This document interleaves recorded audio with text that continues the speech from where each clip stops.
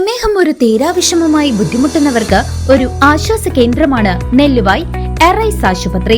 പ്രമേഹ ചികിത്സയിലും പ്രമേഹം മൂലമുള്ള കാൽപാദങ്ങളിലെ മുറിവ് ചികിത്സിക്കുന്നതിലും തന്റെ വൈദഗ്ധ്യം തെളിയിച്ച ഡോക്ടർ പ്രേംലാൽ ഇപ്പോൾ നെല്ലുവായ് എറൈസ് ഹോസ്പിറ്റലിൽ തിങ്കൾ മുതൽ ശനി വരെ രോഗികളെ പരിശോധിക്കുന്നു. Arise medical centre, Devaki complex building, Nelluvai. Phone 8589939330 8589939335. Shoranur നഗരസഭ 6.5 കോടി രൂപ ചെലവിൽ 8 കുളങ്ങൾ നവീകരിക്കുന്നു. അമൃത് 2.0 പദ്ധതിയിൽ ഉൾപ്പെടുത്തിയ പ്രവൃത്തികളുടെ ഉദ്ഘാടനം ഒക്ടോബർ 31 നടക്കും. ഷൊർണൂർ നഗരസഭയുടെ നേതൃത്വത്തിൽ നഗരപരിധിയിലെ 8 കുളങ്ങളുടെ പുനരുജ്ജീവന പദ്ധതി യാഥാർത്ഥ്യത്തിലേക്ക്. അമൃത് 2.0 പദ്ധതിയിൽ ഉൾപ്പെടുത്തി കേന്ദ്ര സംസ്ഥാന സർക്കാരുകളുടെയും നഗരസഭയുടെയും വിഹിതം ചേർത്ത് 6.5 കോടി രൂപ ചെലവഴിച്ചാണ് നവീകരണ പ്രവർത്തനങ്ങൾ നടത്തുന്നത്.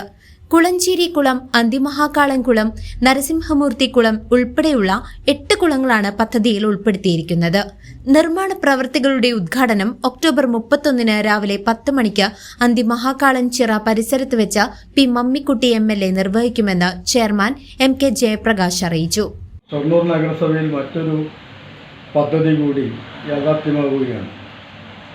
അമൃത് 2.0 പദ്ധതിയിൽ ഉൾപ്പെടുത്തി 8 കുളങ്ങളുടെ പുനരുജ്ജീവന പ്രവൃത്തിയാണ് ഈ മാസം ഒക്ടോബർ 31 രാവിലെ 10 മണിക്ക് അന്തിമാളൻ കുളത്തിന് പരിസരത്ത് വെച്ച് ബഹുമാനപ്പെട്ട MLA ശ്രീ പി മമ്മിക്കുട്ടി അവർ നിർവഹിക്കുന്നത്.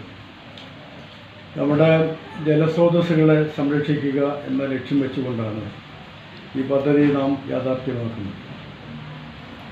കേന്ദ്ര വിഹിതം ഏതാണ്ട് 6.5 കോടി രൂപയാണ് അതിനകത്ത് ചെലവായി വരുന്നത്. അതിനകത്ത് കേന്ദ്ര വിഹിതം എന്ന് പറയുന്നത് 3.28 കോടിയും സംസ്ഥാന വിഹിതം 2.46 കോടിയും 81 ലക്ഷം നഗരസഭാ വിഹിതവും ചേർത്താണ് 6.55 കോടിയുടെ പദ്ധതി യാഥാർത്ഥ്യമാക്കുന്നത്. അന്തിമാളംകുളം 80 ലക്ഷം, അതുപോലെ നരസിംഹമൂർത്തി ക്ഷേത്രക്കുളം 1.37 ലക്ഷം, ഇറപ്പേക്കുളം 2.55 ലക്ഷം, കാഞ്ഞിരക്കുഴി കുളം 33 ലക്ഷം, കുളഞ്ചേരി കുളം 85 ലക്ഷം, കൂടത്തിക്കുളം 22 ലക്ഷം, പാലാട്ടുകുളം 20 ലക്ഷം, തവിട്ടുകുളം 20 ലക്ഷം. ഇത്രയും കുളങ്ങളുടെ പദ്ധതിയാണ്, പുനരുജ്ജീവന പദ്ധതിയാണ് ഈ ഘട്ടത്തിൽ ആരംഭിക്കുന്നത്. അത് നമുക്ക് നഗരസഭയുടെ വികസന രംഗത്തുള്ള പുതിയ ഒരു കാഴ്ചപ്പാടിൻ്റെ കൂടി ഭാഗമാണ് ജലസ്രോതസ്സുകളുടെ സംരക്ഷണം. അപ്പോൾ തീർച്ചയായിട്ടും ഇനി വരുന്ന കൗൺസിലും ഇതുപോലെ കുറേ കുളങ്ങൾ കൂടി നമുക്ക് യാഥാർത്ഥ്യമാക്കാനുണ്ട്. അത്തരം പദ്ധതികൾ കൂടി ഏറ്റെടുത്തുകൊണ്ട് നമ്മുടെ നഗരസഭയിൽ ജലസംരക്ഷണം ഒരു പ്രധാനപ്പെട്ട അജണ്ടയായിട്ട് എടുക്കാൻ സാധിക്കും എന്നാണ് ഉദ്ദേശിക്കുന്നത്.